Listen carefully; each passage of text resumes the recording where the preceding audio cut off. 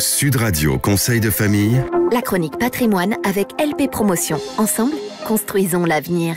Bonsoir à tous, bonsoir Stéphane Moller. Bonsoir Olivier Daudet. Le fondateur, le président du cabinet Via Wealth Management. On répond ce soir à Bernard. Bernard, comme vous, sans doute, souhaite constituer un patrimoine immobilier.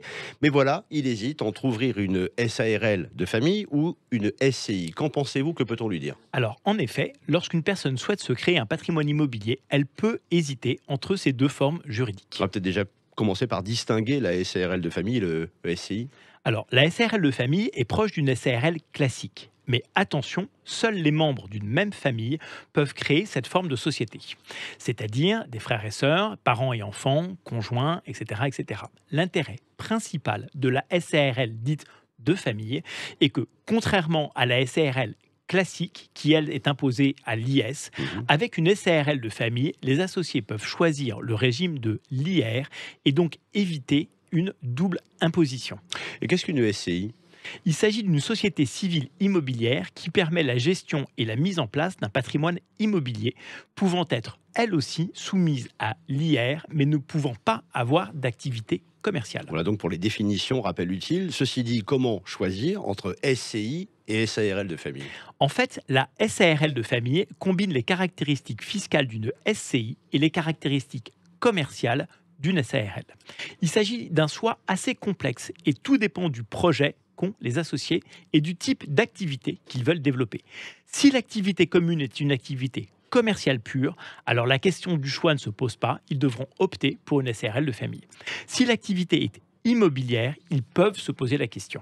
Pour résumer, Stéphane, les intérêts croisés de chacune des deux formes de société? Alors, la SARL de famille permet de limiter sa responsabilité à l'apport en capital, alors qu'avec une SCI, les associés sont responsables sur l'ensemble de leur patrimoine.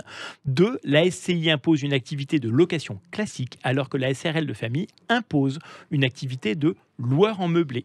Les deux activités sont exclusives l'une de l'autre. Oui, si je vous suis, la SARL de famille permet donc aux associés de bénéficier des avantages du régime réel du loueur en meublé non professionnel. Exactement. Le fameux LMNP. Exactement. Voilà. Et grâce au régime réel, il est possible d'ajouter aux charges immobilières classiques un régime d'amortissement, dont nous avons déjà parlé, des murs d'immeubles, qui vont permettre aux associés de complètement neutraliser la fiscalité sur les loyers perçus. Et les inconvénients de la SARL de famille par rapport à la SCI? Eh bien, la SARL de famille entraîne des obligations non négligeables, comme par exemple la tenue stricte d'une comptabilité qui n'est pas obligatoire dans une SCI à l'IR. Et puis j'imagine, Stéphane, que le caractère familial de la société peut avoir des conséquences. Ah oui, les parts de la SARL de famille ne sont pas cessibles à l'extérieur de la famille et en cas de divorce notamment, les deux conjoints ne pourront plus rester associés de la SARL de famille. Dans tous les cas, la SARL de famille devra être transformée en SARL classique, ce qui peut s'avérer extrêmement contraignant. Merci Stéphane, chronique à retrouver en podcast sudradio.fr. On se retrouve demain, toujours ici. À demain, Olivier. À demain.